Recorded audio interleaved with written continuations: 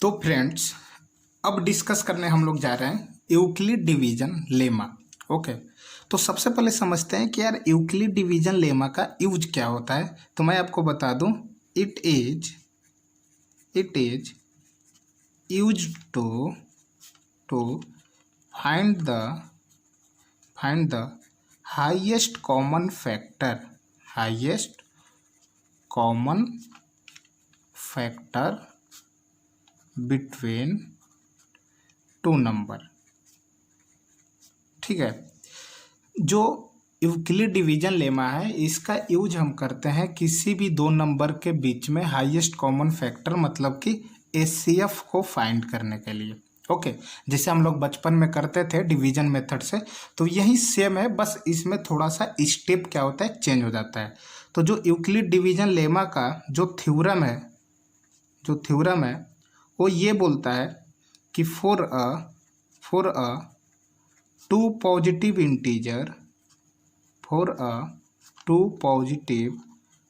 Integer A and B. ठीक है, अब मान लीजिए हमारे पास दो पॉजिटिव इंटीजर है जो है ए और B, then there exist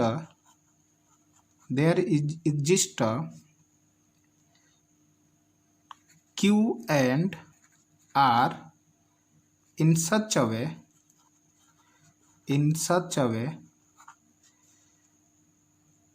A is equal to BQ plus R।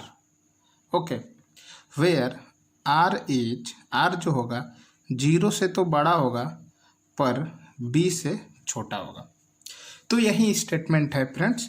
Theorem कहता है कि अगर मान लीजिए हमारे पास दो पॉजिटिव इंटीजर है तो then there exist Q and R, then तब एक ऐसा Q और R नंबर एग्जिस्ट करता है इस तरीके से कि जो A होता है वो BQ प्लस R के बराबर हो जाता है।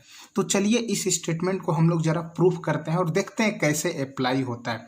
सपोज हमारे पास है कुछ नंबर हम ले रहे हैं, जैसे मान लीजिए हमारे पास है दो नंबर, एग्जाम्पल के तौर पर 7 और 38। ठीक है, हमारे पास दो पॉजिटिव नंबर है 7 और 38, तो मैं 7 को ए मान ले रहे हैं और 38 को बी मान ले रहे हैं। ठीक है, तो यहाँ पर a equals to B Q plus r, ये कुछ भी ले सकते हैं। आप बड़े नंबर को ए कर लें, आप बड़े वाले को ए कर लें, छोटे वाले को बी कर लें, कोई दिक्कत नहीं है। तो मैं अगर इस फॉर्म में लिखना है तो मैं क्या लिख सकता हूँ, तो सबसे पहले हमको क्या करना होगा कि 7 से 38 को डिवाइड करना होगा। तो कितने बार में जाएगा, मैक्सिमम क्या हो सकता है, 7 5 जा हो जाएगा 35, तो कितना रिमाइंडर बचेगा 3। तो इसका मतलब मैं 38 को क्या लिख सकता हूँ, अब ए माना है हमने 38 को, तो ये आना चाहिए a equals to B Q plus are के फॉर्म में।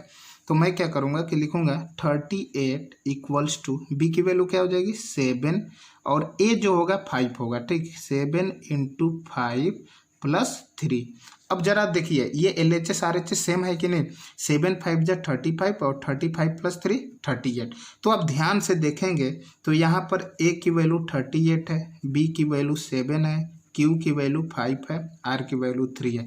तो इसका मतलब जो भी यूक्लिड का डिवीजन लेमा का जो भी स्टेटमेंट है वो बिल्कुल क्या है, सही है। आप यहाँ पर देख सकते हैं आर की वैल्यू क्या आ गई, 3 आ गई। ओके, तो अब हम लोग देखते हैं कि ये यूक्लिड डिवीजन लेमा को कैसे एचसीएफ फाइंड करने में यूज करते हैं। ठीक है, ये तो मैंने ये स्टेटमेंट बता दिया। अब देखते हैं हाउ टू। तो फ्रेंड्स, ये क्वेश्चन है कि how to find HCF by Euclid division lemma. Okay, और नंबर जो गिवन है डेट आर 4 55 एंड 8। तो चलिए देखिए स्टार्ट करते हैं। तो सबसे पहला काम होगा स्टेप 1। ठीक है, सबसे पहला काम होगा हमको कि जो भी ये गिवन इक्वेशन है, ओके, इसको हम बड़े वाले को ए मान लिए, छोटे वाले को बी मान लिए। तो हमको ये इस तरीके से करना है कि ये equation A equals to B Q plus are के फॉर्म में आ जाए। ठीक है, तो हम क्या करेंगे, सिंपली 8 लेंगे और इसको 455 से क्या करेंगे, डिवाइड करेंगे। तो आप यहाँ पर देखेंगे 8 5 जा 40 हो जाएगा, ये 5 रिमाइंडर बचेगा, फिर ये 5 आ जाएगा, फिर ये हो जाएगा 8 7 जा 56, ज़्यादा हो जाएगा तो ये ले जाएंगे 6 बार में, 8 6 जा 48, तो रिमाइंडर कितना बच गया 7। तो इसका मतलब मैं 455 को लिख सकता हूँ क्या, लिख सकता हूँ 56, 8 इंटू 56 प्लस 7। ओके, तो आप यहाँ पर देख रहे हैं कि अभी भी रिमाइंडर क्या है, जीरो नहीं है।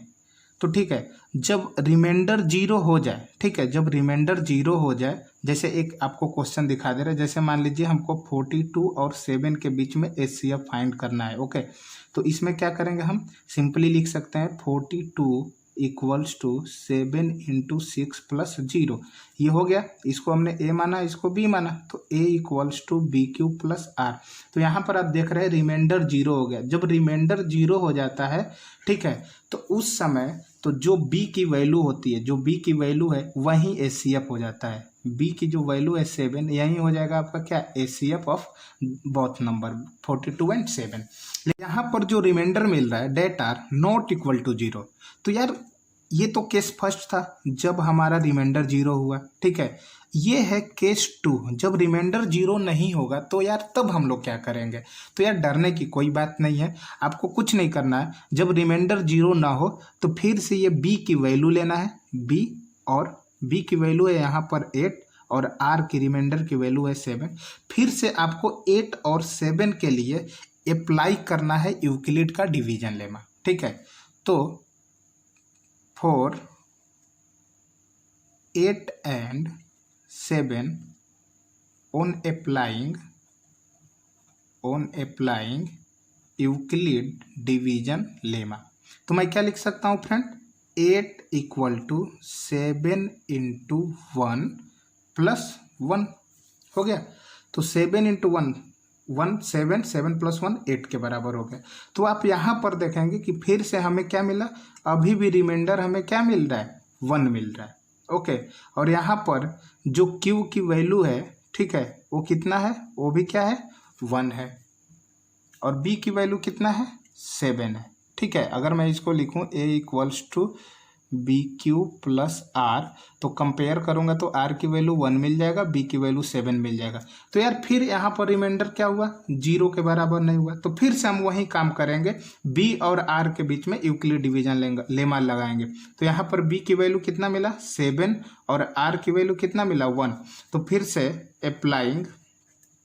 अप्लाइंग यूक्लिड डिवीजन लेमा, तो क्या हो जाएगा, तो मैं लिख सकता हूँ 7 इक्वल टू 1 इंटू 7 प्लस 0। तो जब हम इसका यूक्लिड डिवीजन लेमा का स्टैंडर्ड इक्वेशन से जब मिलाएंगे तो ये हो जाएगा A equal to B Q plus are. तो यहाँ पर कंडीशन तो सेटिस्फाई हो गया, आर हमें 0 मिल गया, रिमाइंडर हमें क्या मिला, 0। तो उस समय जो B की वैल्यू मिली है 1, that is nothing but HCF of 4, 55 and 8। तो आई होप आप क्लियर हो गए होंगे, ठीक है। तो अब आगे हम लोग बढ़ते हैं एक्सरसाइज पर। ओके, एक्सरसाइज के एक एक प्रॉब्लम को सॉल्व करते हैं। Thank you.